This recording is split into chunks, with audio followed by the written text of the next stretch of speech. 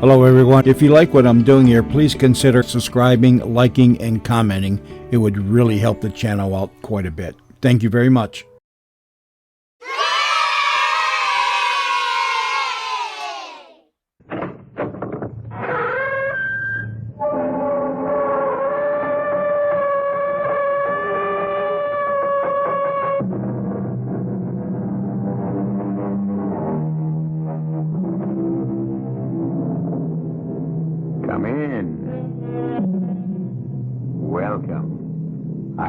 Marshall. I have an unusual story for you about two young people kept in seclusion from the world. Their minds stunted, their thinking warped, their fantasies soaring into the supernatural. What is real and what is unreal seem to be melting into each other in a weird and frightening dream. When Mary began to ask questions, Frida Kurtz, the housekeeper, told her, "It's to test you, to tease you. And they did that to Carol when she first came. She got to love them. We were all sad when she left. On a Friday. Unlucky Friday. How did you know? I've heard all the gossip. I've heard about Gareth, too. They told you about him? Why are you trembling, Frida? You have seen him? No. He used to work here, I understand. But you asked me if I'd seen him. I thought you and I were the only employees in this house. Why, did I? I don't know what I meant by that. I must go. I must take care of the children.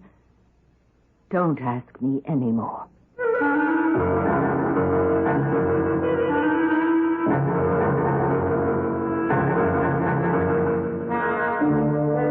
Our mystery drama, Circle of Evil, was written especially for Mystery Theater by Sidney Sloan and stars Marian Seldes and Kristoffer Tabori.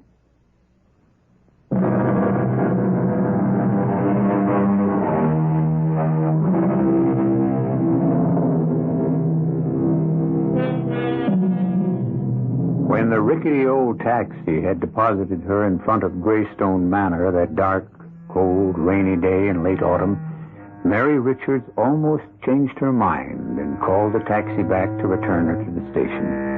There was something ominous about the big, ugly Victorian house. It was too much like the illustrations she remembered from the gruesome fairy tales of her childhood.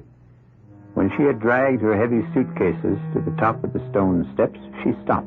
She was suddenly gripped by a nameless fear, a crippling fear of the unknown. However, after a moment, she made her way to the large oak door and rang the bell.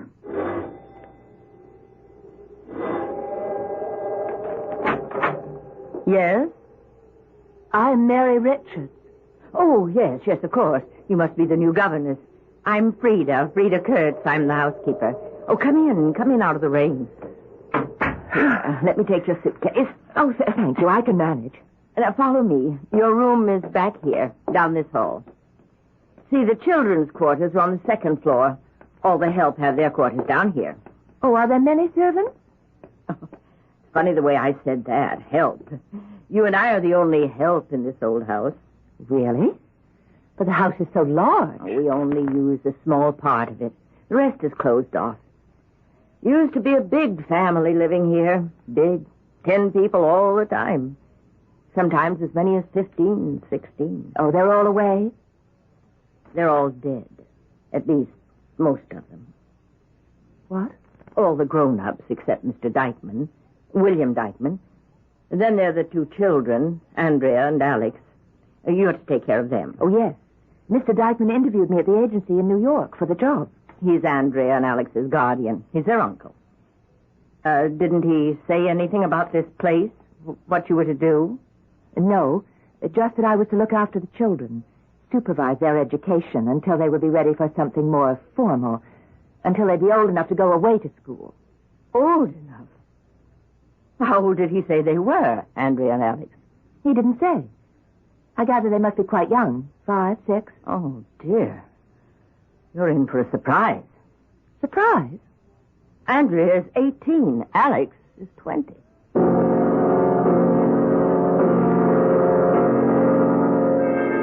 So you're the new nanny, are you? I wonder if you're going to like it here. Oh, shut up, Alex. You mustn't mind him, Miss Richards. He's always like this at first. I like to play games. Don't you, Nanny? Hide and seek, that's my favorite. In this house, there are so many good places to hide.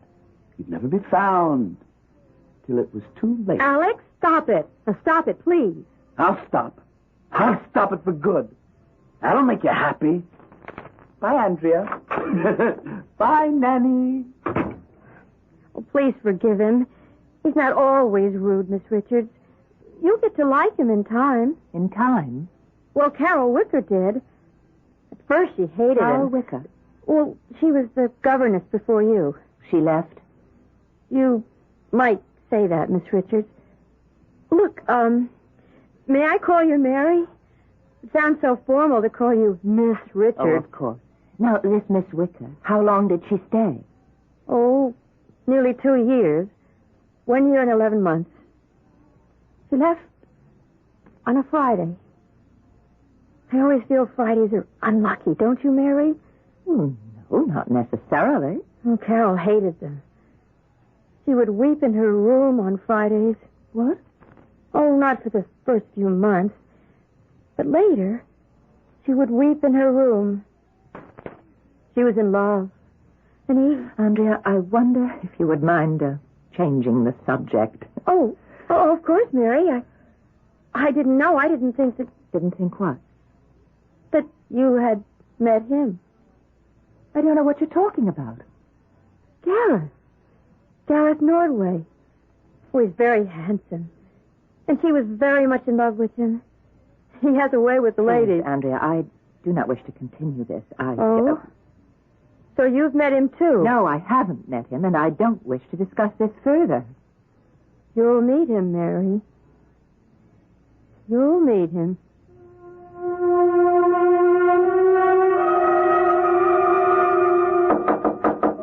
Yes? We're having supper up in the playroom. Wouldn't you like to come up and eat with the children? Come in, Mrs. Kurtz. I want to talk to you. Oh, you haven't unpacked yet. Do you want me to help you? No. As a matter of fact, I've decided that this job isn't exactly what I'd contracted for. You're leaving? Yes.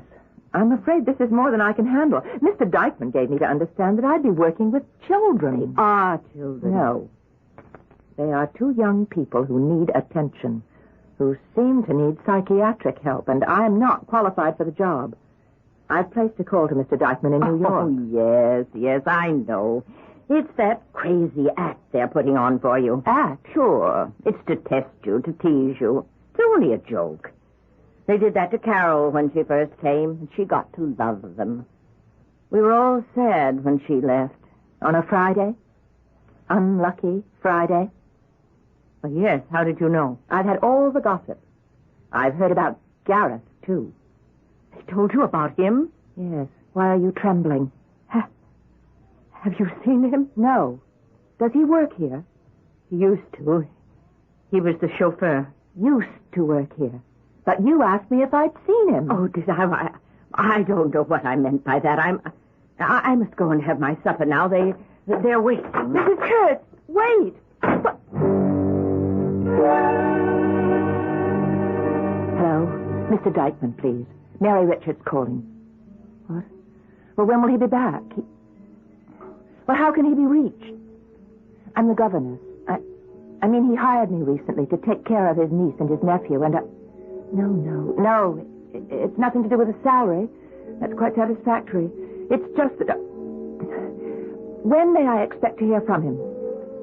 Well, if he doesn't call, I shall leave Greystone Manor on the 31st. That's 2 weeks and 3 days.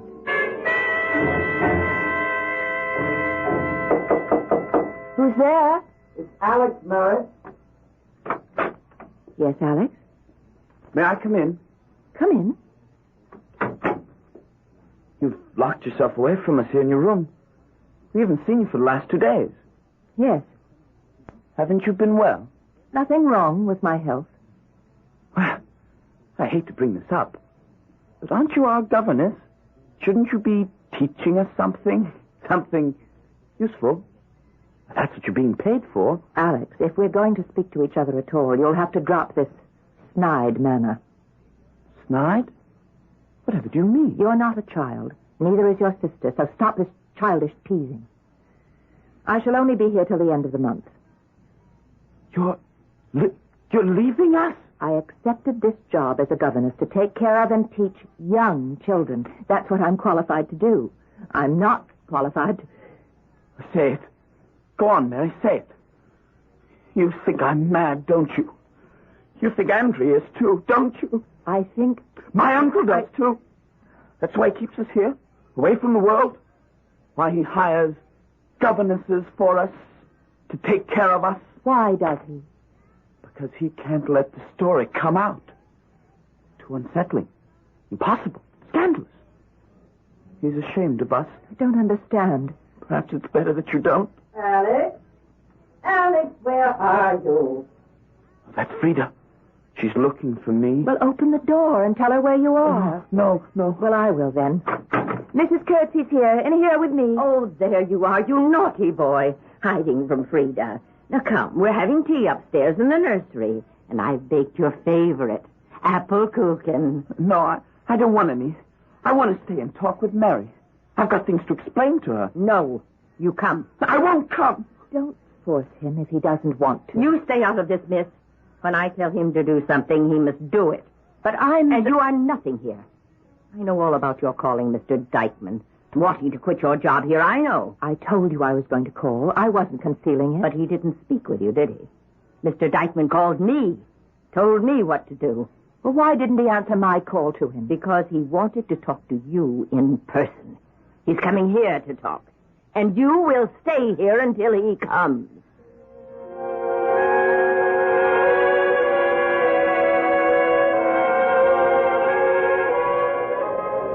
The house doesn't look so gloomy when the sun is shining, does it? Oh, Andrea, I thought I was alone out here. You're very unhappy here, aren't you? Oh, uncomfortable is closer to it. It's just that everything is so strange, so uncertain. Like living in a dream? Yes. Yes, like a dream, but not a very pleasant one. You'll be going soon. 10 days. I'm sorry. You can't help us. Help you? Oh, Alex knows that, too. We want you to stay. Oh, that's very flattering, Andrea, but I can't possibly help you. I don't even know what kind of help you need. We can tell you. Show you. We need your strength. Please say you'll stay.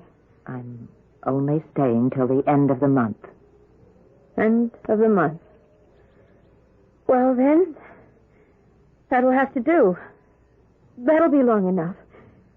Tonight, we will show you what we mean.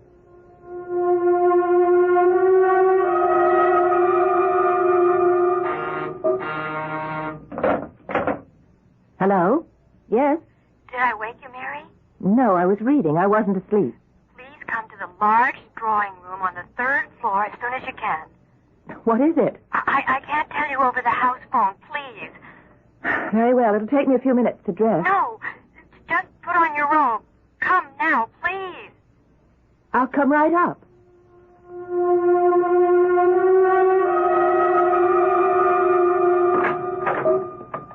Andrea? Andrea? Strange. This is the room. Andrea? Perhaps she meant the room at the end of the hall. No, Mary. She meant this one. What?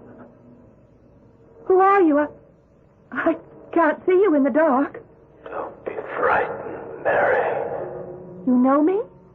They've told me about you. You're beautiful. Mary? Mary? Where are you? Here, Andrea. Oh, I was afraid you'd gone to the wrong place. No. Aren't there any lights in this room? Oh, there used to be, but the mice nibbled the wires, Alex says, and they don't work. I have a flashlight. Light it. There. That's very strange. What? A moment ago, I spoke to a man in the dark. A man whose name you mentioned to me. Gareth? Gareth Norway. He was here. Well, where is he? He left very suddenly. You told me about him. A chauffeur, wasn't he? Oh, many years ago. Wait a minute. Flash your light here on the floor. There are no footprints. No. The dust is heavy on the floor, and your footprints are plainly marked, as are mine. But none for Gareth. None. The dead do not leave footprints, Mary. I want an answer. I must have an answer. Just accept what you see, what you hear. Dead. He's been dead for nearly 15 years. Dead, and yet not dead. Well, what sort of nonsense is this? It is not nonsense. You spoke with him. What are you trying to do to me? I don't believe in spirits, ghosts, and the supernatural. It was some sort of trick, wasn't it? Tell me the truth. Believe this. Gareth is here. Possibly right in this room. No, I don't believe you. It's all in your mind. It's some morbid story that somebody told you when you were children. If this house frightens you and depresses you, why don't you run away from it? You don't have to stay. But we do. What? We cannot leave. He won't let us leave. He holds us. He keeps us here. It's part of his revenge. Revenge? Do you expect me to believe... Revenge for his murder. He says he was murdered. And he will not stop until all of us, all of our blood, are dead.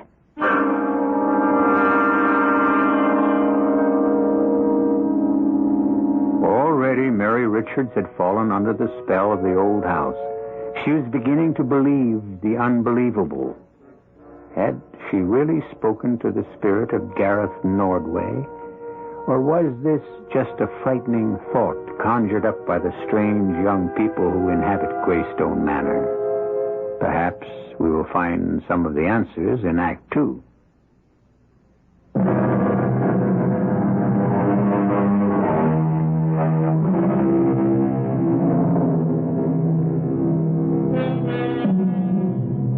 Mary Richards searched for an explanation of the events which had occurred, but which she, with her logical mind, could not accept.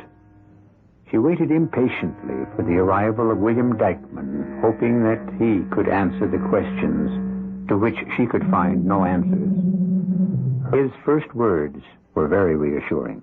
I've come out here for one reason, Miss Richards, and one reason only, and that is to put these stupid superstitions to rest once and for all. You don't believe them, Mr. Dykeman? Definitely not. They're rubbish. The product of idle minds. Childish nonsense. But I have seen him. Seen Gareth Nordway. You have been made to believe that you have seen him. Miss Richards, it must have occurred to you that Andrea and Alex are, well, how shall I say, not quite normal. Well, their behavior is somewhat bizarre. Strange, Just but... pranks, childish pranks. Nothing serious, however, wouldn't you say? But I'm not competent to judge. I'd say that it was more than childish pranks. Frida told me that almost the entire family died in a rather mysterious fashion. Almost all at the same time. She seemed to hint there was something supernatural behind it all. Oh, that?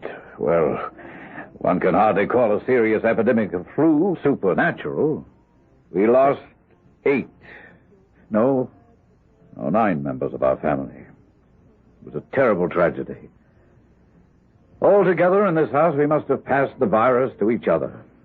Terrible thing to happen to a family. Alex and Andrea were little more than infants at the time. It very definitely affected them. I see. By your tone, I can see you don't believe me. If the 2 children were affected by this tragedy, if indeed it twisted their minds, why wasn't something more constructive done for them? Why, Miss Richards, why weren't they given a psychiatric help? Why were they kept here virtually prisoners instead of being taken to a more healthful place? I find it difficult to answer that. Why? Because you are responsible for keeping them here? In a way, yes. Well, what do you have to gain from all of this? Well, now, really, Miss Richards, I cannot tolerate this interrogation from a hired servant. Don't let that disturb you, Mr. Dykeman. I'm quitting this job as of the 31st. There is nothing that could induce me to stay on any longer. Good day. Wait. I have nothing more to say to you, Mr. Dykeman. But you do intend to speak to others. Yes. There's something hidden here that's festering like an infected wound. Something that needs the light of day. If you mean that you intend to go to the police or force some sort of investigation... I shall certainly do something of that sort. Well, then let me warn you, you can be stopped very effectively. Are you threatening me? Threatening? Oh, no, I wouldn't think of it. But I must, in your own interest, prevent you from causing yourself hardship. Yes, and perhaps even injury.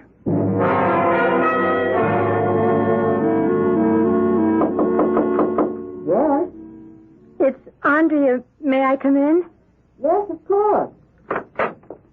I don't want to bother you. Come in. I was just reading.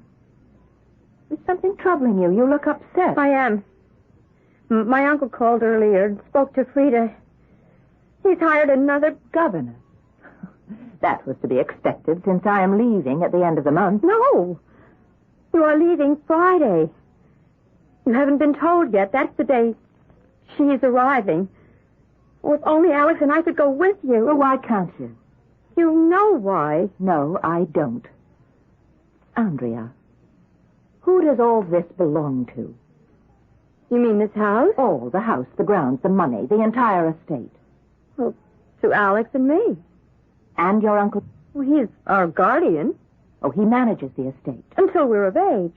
21 specifically. Alex will be 21 in 7 months, and I've got nearly 2.5 years to go. And when that time comes, when you and Alex finally come into your money, Uncle will find himself in somewhat reduced circumstances. But it never was his money. He controlled it. He used it. For us. I wonder.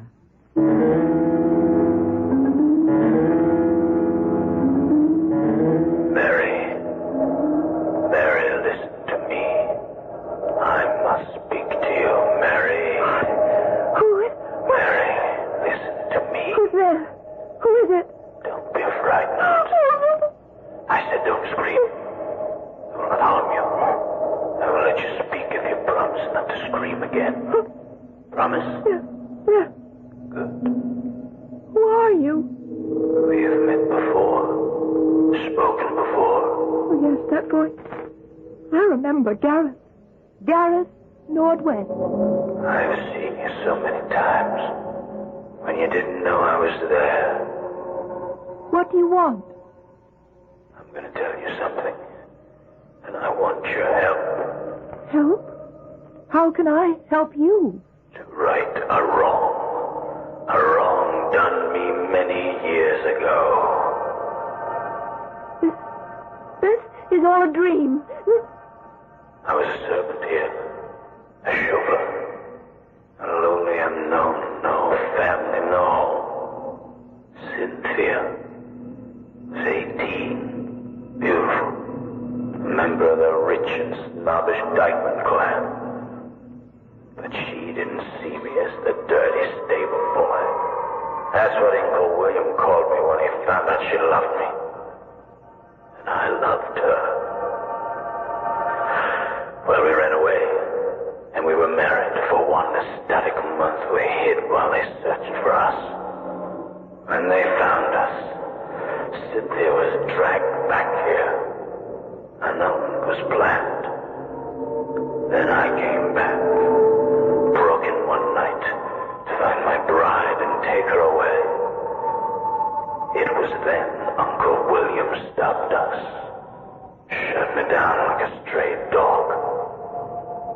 The last memory I have is the life ebbed from my body, and my blood reddened the white dress of my beloved. Was her scream piercing, hopeless? Then you are... Yes, I am dead. And yet, not dead. Call me what you will. My white-hot hatred sustains me. I have only one mission left. Uncle William. You said that you expected I would help you. You've already begun. that.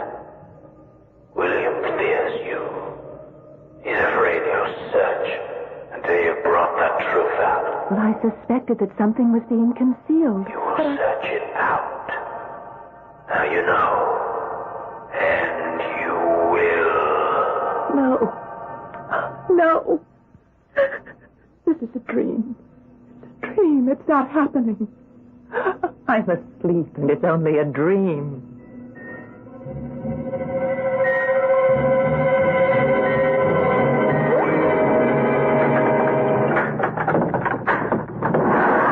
Going cycling again, Mary?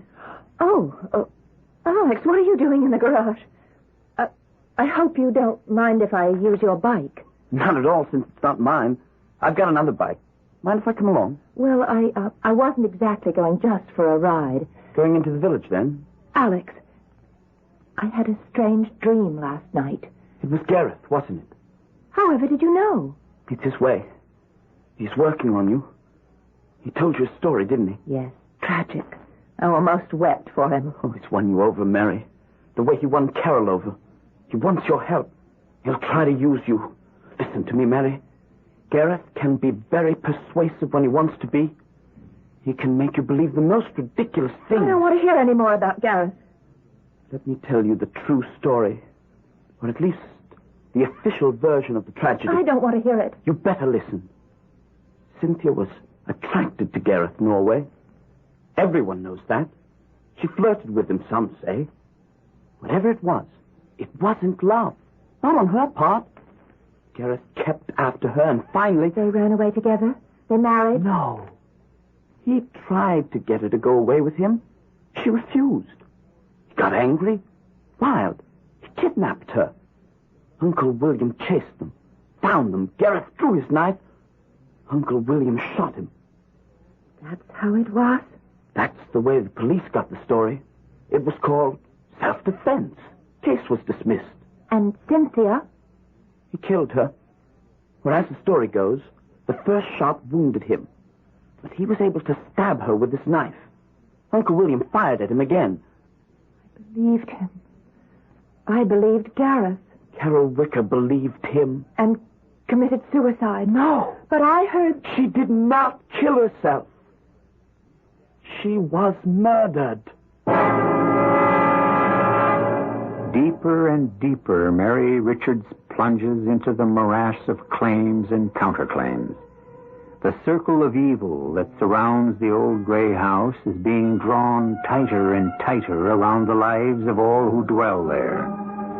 As though fighting up to the surface of a stagnant pool that threatens to suffocate her with its vile and rotting weeds, Mary reaches out for help. I'll be back in a moment with Act 3.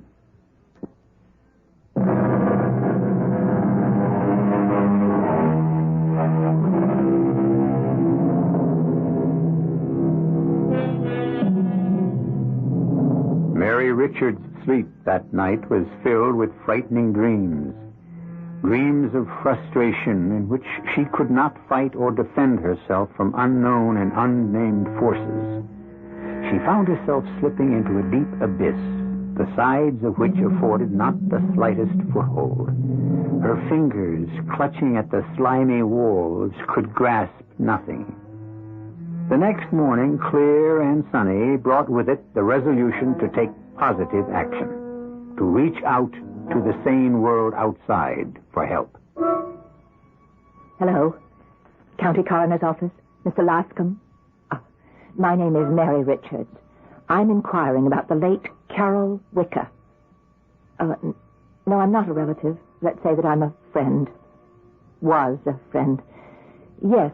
Now, I've read your report on her death. I got the transcript from the Bureau of Records. Well, I'm just a bit confused. Your original opinion was that she might have been struck with a club or some other blunt instrument. But your final opinion was that her death was caused by an overdose of sleeping pills. Well, I was just wondering why you changed your mind. New evidence. What new evidence? That she had been upset, melancholy, despondent. Well, who gave you that evidence? Oh, I see. Well, the reason for this call is to ask, How does one go about getting permission to exhume a body? I'm not so sure you're doing the right thing, Mary. After all, Carol was in a bad state of mind, unhappy, depressed. And she knew something. Something which might prove embarrassing. It was your Uncle William who supplied the information that changed the coroner's opinion. Don't you find that interesting? I do. You're jumping to conclusions, Mary. Am I? All you know has been told to you, and you believe what you've been told. Mary, we don't know what we believe anymore. Well, where did you get your version of what happened to Carol Wicker? Frida told us. And who does Frida work for? Frida works for me, Miss Richards. Mr. Dykeman. Well, children. Now, are you going to greet Uncle William? Good afternoon, Uncle William. Uncle William. That's nice. Now, would you mind leaving the room? I should like to speak to Miss Richards in private. Anything you have to say had better be said in the presence of witnesses.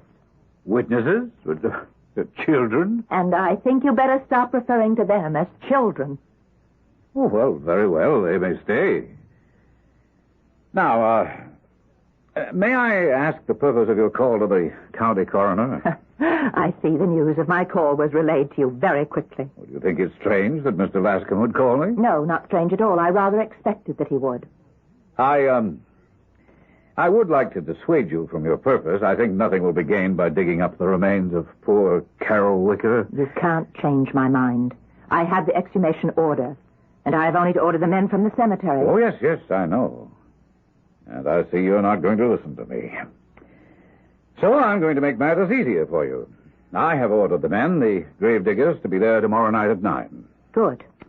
The remains will be delivered to the coroner for re-examination. I would prefer that the examination be made by a doctor of my choosing. Well, of course, but until you have engaged a man, the body will be sent to the county morgue. That is a state law. I have no control over it. Thank you. You've been very helpful. But don't mention it, Miss Richards. Anything to keep you and the children entertained?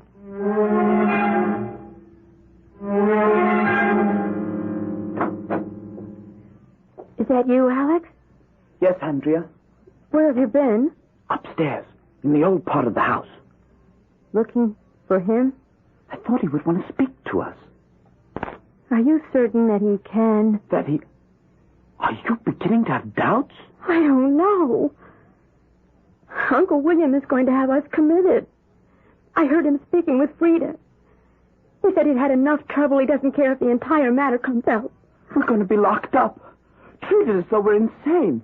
Isn't it possible, Alex, that we are? No, we're just frightened, afraid.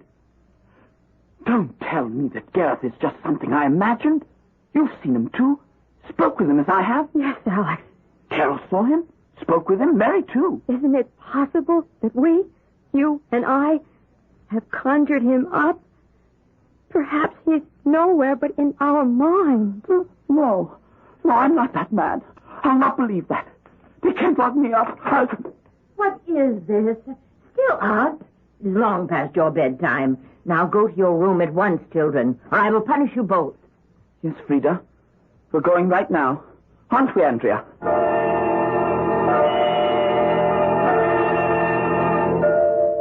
You rang for me, Mr. Dykeman. Oh, yes, Mrs. Coates. I just wanted to tell you what my plans are as they concern you and your future. Future? Well, you'll be well taken care of. I'm settling a substantial sum on you, a sort of a annuity. You're letting me go? Well, let us say that I'm retiring you. Oh, but this is so unexpected, so sudden. Mrs. Coates, as you know, the welfare of the children has been my prime consideration for many years. But I can take care of them. I can watch them. Of course, I'm not criticizing you. It's just that I have decided we can't do it any longer on this level. They're grown people now, no longer children. When am I to leave? Well, there's my car waiting in the driveway. If you hurry, we'll be able to have you catch the 11:20 train at the station. Yes, tonight. So soon.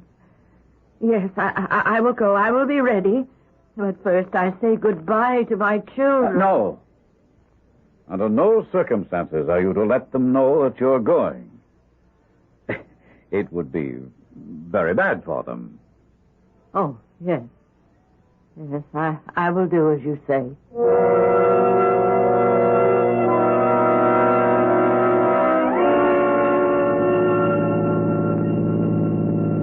time is it? A little after 9, I think. 20 after 9. I checked my watch before we left. Andrea, do you know the man driving? No. But Uncle William said he would send a car for us. Probably some man from the village. I tried to speak to him. He didn't give me much of an answer. Just mumbled something about driving us to the cemetery. Is it very far from the house? That's it, just up ahead. Oh, this is it. Oh, we'll have to walk from here. Oh, driver, will you wait for us here? Follow me. I know where it is. Alex, don't run ahead. Wait for us. Come on. It isn't too far. I don't like being here, Mary. Neither do I. Oh, I recognize the area now. This is the Dykeman family plot. But Carol was buried just up ahead. Andrea! Mary, come quickly. Hurry. Come on, sound frightened. We're coming, Alex. Look. Oh, it's empty. The grave is empty. It was dug up. And the body removed. Oh, it's obvious that your Uncle William never intended to go through with the re-examination. But he never tried to block you. Or at least he said he never would. Why did he go through this whole business of digging up the body and bringing us here to see what he had done?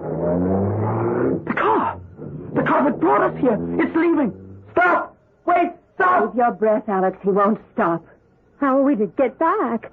You might ask that question of your Uncle William. Why, yes, that's an excellent suggestion, Miss Richards. But we must hurry. There isn't too much time left. Why did you take the body of Carol Wicker from her grave? I had 2 reasons, dearest nephew. One, I didn't want the body re-examined for obvious reasons. It really was murder, then. Not suicide, as the coroner's report said. Oh, my dear niece, you have an absolute genius for the obvious. Yes, the report is in error. Carol Wicker was murdered by you. As you have suspected for some time. Why did you kill poor Carol? She snooped around and snooped around until she came upon the truth.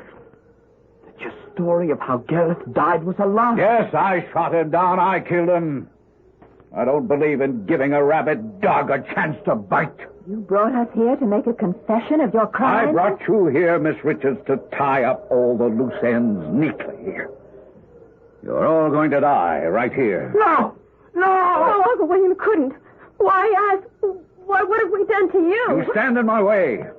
The Dugman money will be mine. You can't. You'll be discovered. By whom? There'll be no witnesses. No one will investigate your disappearance. Gareth, help us. Help us. He is your murderer. He's here. Oh, keep calling if you think it will do you any good. Gareth Nordway is dead and buried. He cannot help you. You wanted revenge. Here he is. The man who killed you. All right. Line up now. Line up as I'm telling you. Gareth, come now. I shall have to shoot you then where you'll stand and drag your bodies into the pit if you... Gareth, come, face your enemy. Gareth, save us. See, Miss Richards, they are stunted human beings, as I said. Wouldn't it be better to end it all and let them find peace? Poor, mad creatures. You are the madman. Perhaps. But I control the situation, and it shall be as I want it to be. You will all be dead and silent, and no one will be the wiser. No! No, please. No! I will stop you. I must stop you. Stand back, will you? I've got the gun. I've got it. Oh, you shot here. I'm quick. Alex, he's fallen. He's shot. Alex. Did I stop him? Yes, Alex. He's dead. Gareth, why didn't you help me? I did it. I was able to do it. I had to let you become a man, Alex. And have I, Gareth? Have I become a man? Why doesn't he answer me? He doesn't have to. You've proven yourself, Alex. You know the answer.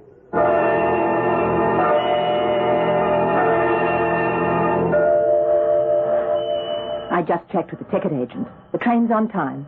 I'm almost sorry. I hate to see you leaving. I must. And you'll be all right now, Andrea.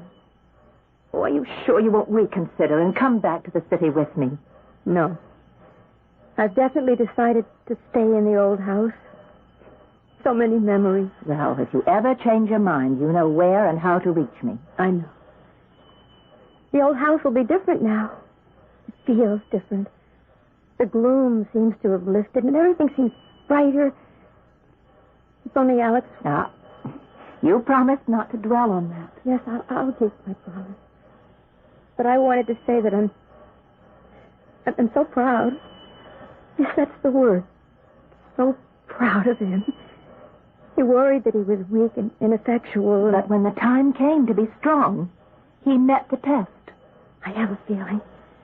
I know that if I stay in Greystone, I will see him again.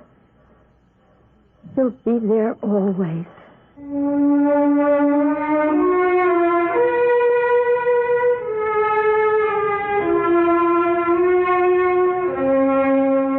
As the train began slowly pulling out of the station, Mary Richards could see the lonely figure of a young girl standing wistfully looking after the departing train. Then she saw Andrea turn and make her way back to the old station taxi, get in, and start to Greystone Manor, empty now of all but its ghosts. I'll be back shortly.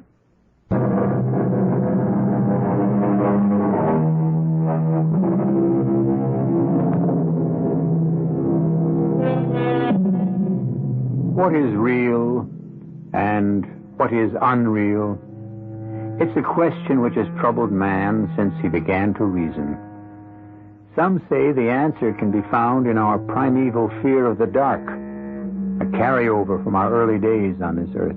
There are others who believe that there are forces beyond our comprehension, forces which control us, guide us into good or evil. What do you think? Our cast included Marian Seldes, Kristoffer Tabori, Mary Jane Higby, Rosemary Rice, and Ian Martin. The entire production was under the direction of Hyman Brown. This is E.G. Marshall inviting you to return to our Mystery Theater for another adventure in the macabre. Until next time, pleasant dreams.